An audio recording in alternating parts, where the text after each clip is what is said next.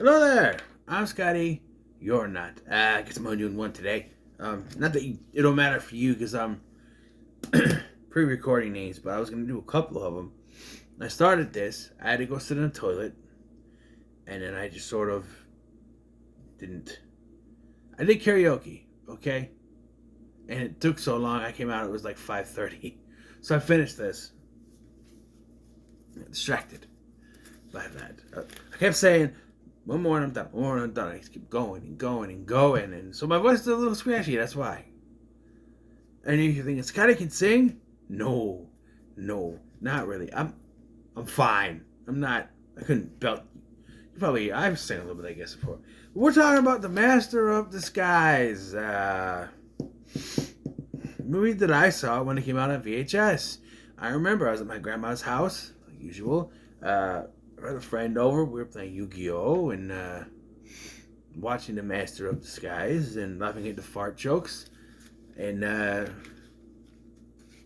so I watched it then. I've watched it in the years since. So I've said this in many other reviews. This is the first time I've watched it since I started reviewing movies. And I've seen other people's reviews and I'm like, no, you're not.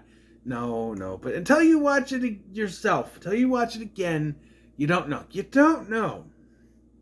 And I didn't know. Now, I'm not going to say this is as terrible as everybody else says. It has its merits. But there were certain things that got to me. They got to me. They did. They got to me. See? Doing an impression. Become another person. Oh, yeah. I still got a little winner. It's a dance. Oh, yeah. Still like that line, though. The story is narrated by Grandfather Disguisey, played by Harold Gould. He narrates the story wherein back in 1979, we find out that the Disguiseys, that this family had called the Disguiseys from a long line of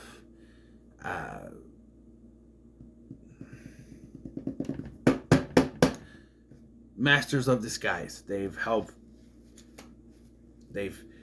Lincoln win the election. George Washington not chop down a cherry tree, except for he did chop down a cherry tree, so I don't get that one. Sorry, George Washington, no cherry tree for you. But, I guess that's later. But, they've done a lot of things, and here we see Bo Derek, who looks very much the age she was in 2002, not 1979, stealing something. I don't know what it was. Running from someone. Stole something. And we see a younger-looking Devlin Bowman, who will be our villain, played by Brent Spiner, who claims that he didn't do it. It was the Bo Derek, and that's not Bo Derek. And, yeah. And, we see that this is actually Fabrizio Disguisey or something. The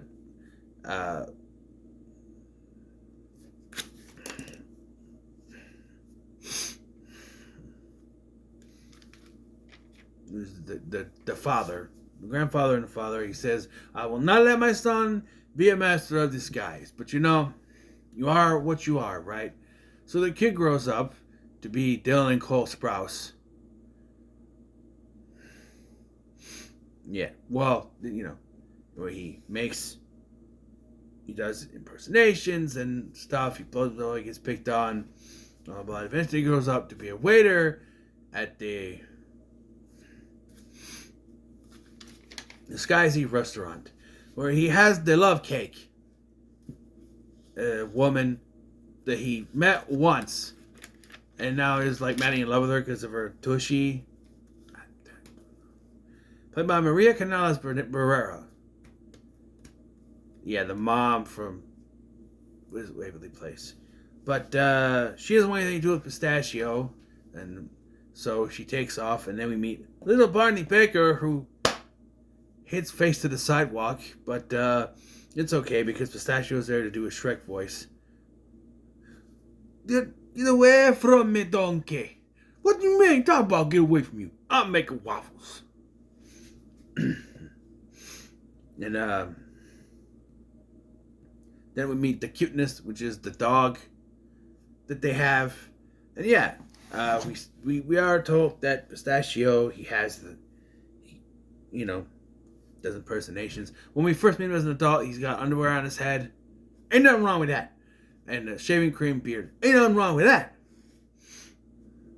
But his dad doesn't want him to be that. But Devlin Bowman's out for revenge, so he kidnaps both the dad and the mom. It's basically holding the mom hostage so the dad would do the dirty work of transforming into different celebrities like Jessica Simpson, Jesse Ventura, Michael Johnson, the fastest man in the world.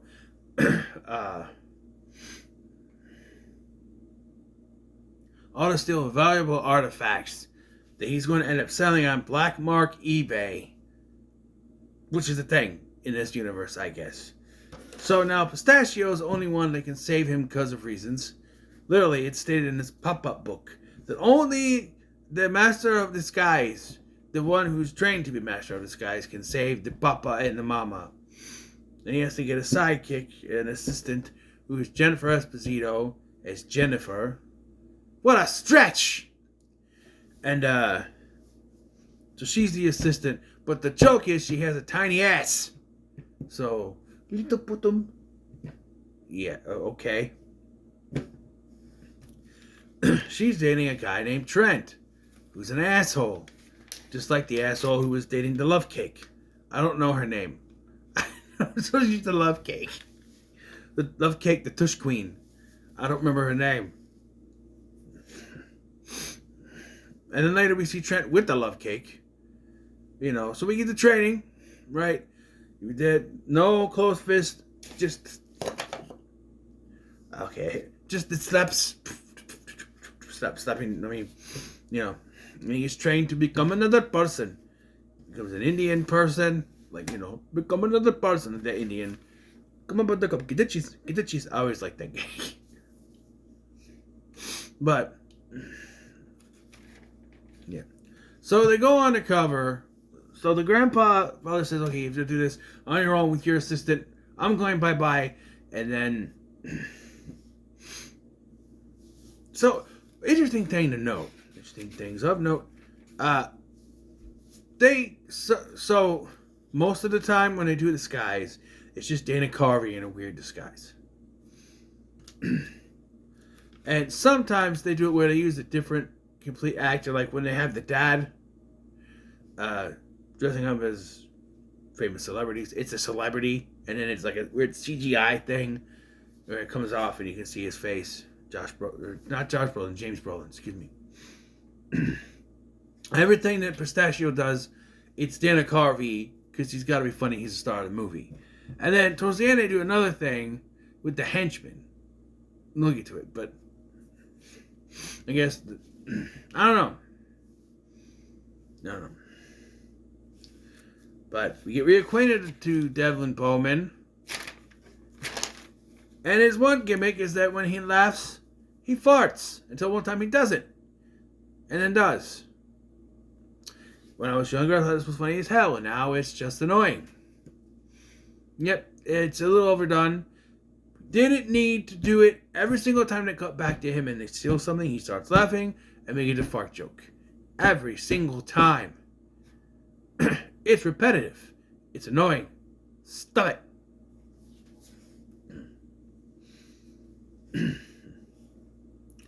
So they decide to search where the dad was taken. What do you know about that, huh?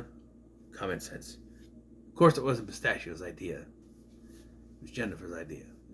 They find a cigar, they link to Bowman, and they go to a place called the Turtle Club. So, of course, Pistachio dresses up as a turtle man. I think the British guy he dressed up as later would work better. And that is that leads me to my point. If we had a competent Master of Disguise, if this was like a secret agent movie, a Master of Disguise, this movie would be over in 45 minutes. Because there wouldn't be all this messing around. But because we need to have Dana Carvey be a funny, goofy man, we had to stretch out things. And this movie was only 80 minutes long. And they deleted some things, like a toy carnival thing they deleted, where he's basically Edwin. They deleted that. And there's other stuff that was deleted. They even deleted the wedding. And instead just had the grandfather say, oh, they got married, and he became the master of disguise. But then they put that stuff in the credits.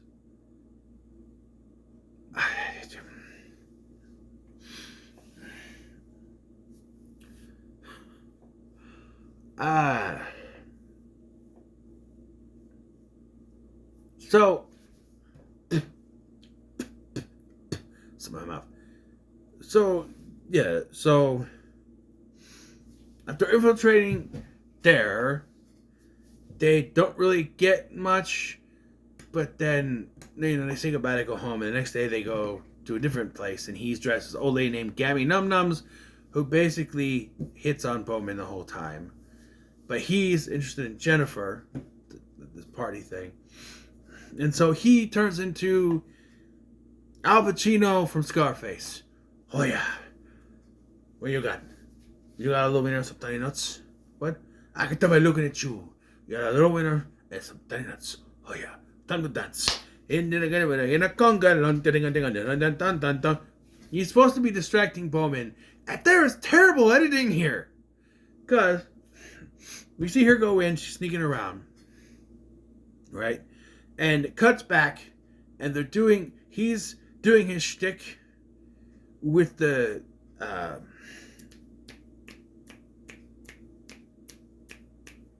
Pacino thing, and Devlin Bowman is standing right there. And then it cuts to Devlin Bowman walking into the house and catching Jennifer. And I'm like, hey, how the hell does that work? He was two places once, and they cut back, and he's gone. I'm like, something made me think that these were out of place, because when it cuts back, it's very closed in on him and the dude.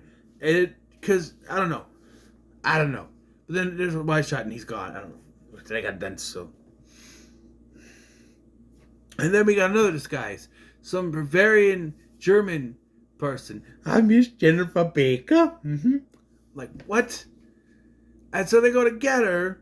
They come back and he's the British dude. Hop one, hop two, Anita Charleston, shoot. Pick a disguise and go with it. No, we're not done. We are not done. Paper came out. So, no. Eventually, they just leave. And this is the dumbest decision of the whole movie. He knows who she is because Pistachio has said her full name, Jennifer Baker. Why would you say her full name? Why? Why? They kidnap her. And so the kid comes up with an idea of what to disguise himself as. A cherry pie. That's actually kind of creative. The kid's smart. Yeah. I'm skipping over the other things with the big glowing ball with the grandpa's head that's supposed to be recording, but can actually talk back to him for some reason. I don't know. So he sneaks in as a cherry pie man, runs off, and it is, well, I don't know, I forgot the, oh no, because he's the Al Pacino thing. They give chase. He becomes Quint from Jaws. Then they catch him in that. Then he becomes a cow pie. Yeah, he's shit. And then that's how he gets away, and he comes back at the Bavarian in the, I don't want the word, shoot. This one, he's a cherry pie man, and he gets away, and then they think they're at this whole thing, because Jennifer is basically a slave being used to be like to sell the black mark eBay items. And we get a Kenan Thompson cameo for some reason. He's even credited with the main cast in the credits. He's got 5 minutes of screen time, if even. But Bowman's able to figure out the Pistachio is Pistachio because he's still got the cherry pie boots on.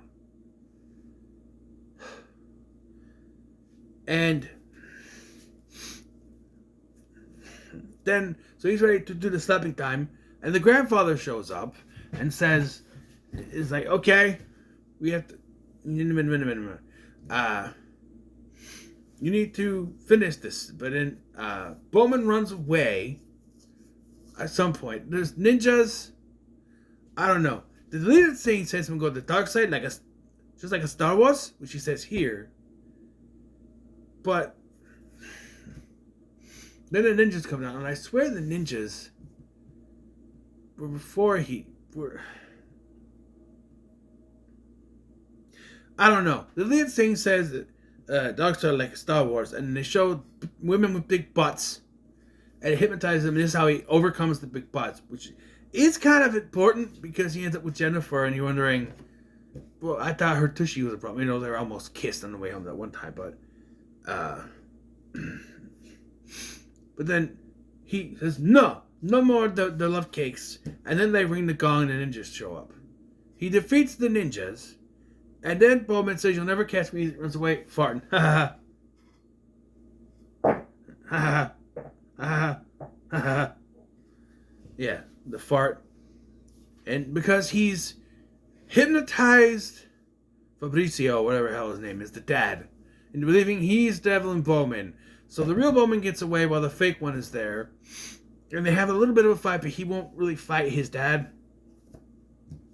And then it comes down to him basically convincing him. He's putting the underwear on his head and confusing him. And they take the mask off. But then he just shakes his head.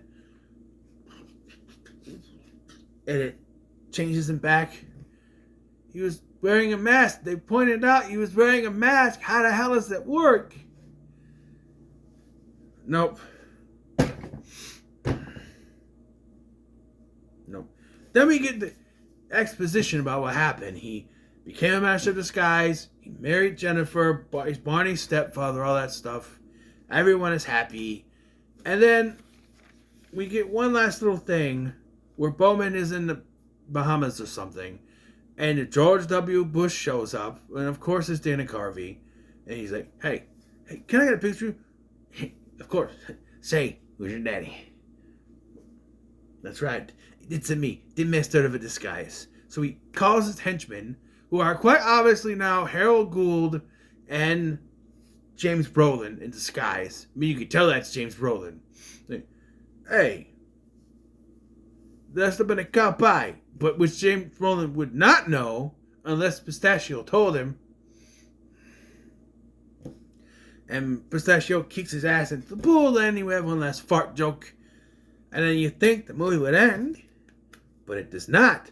Because, like I said, there's a bunch of shit in the credits. And this may be where it kind of cracked me. I thought this movie's fine. But something I don't understand. So clearly some stuff was cut to keep the runtime short. Like this, the toy carnival scene, a couple of other gags, sure. But if you cut them and then had to insert them into the credits, why not just have them in the movie and have shorter credits? The whole thing is this guy, whatever, bunch of gags and stuff, and showing credits, which also credit Kenan Thompson. He's not one of the main characters. There for 5 minutes when this one. But I don't know. It's just frustrating for me. It was. It's just like, this does go on forever. They show the dog falling 3 times in a row. They show, you think it's over? And no, you have the slapping dummy man, who I didn't mention. Earlier he was training under slapping dummy. And there's a little man inside. He finds a little man inside. It looks like a teeny tiny Mario. And they have a little chase run around. And I think it's over. It's like, Pistachio, I want to say goodbye. Okay, goodbye. Not over yet. There's still a little more stuff at the end, and then finally the movie ends. Credits keep going on and on. This movie's only 8 minutes long, and it still feels like it goes on for a while. Now, I complained a lot, but I do not think it is a terrible movie. It certainly has its problems, and namely some of the jokes that are just repeated. The fart joke. I don't know. just, that doesn't work. I don't know. And I don't know, the whole thing with the dressing like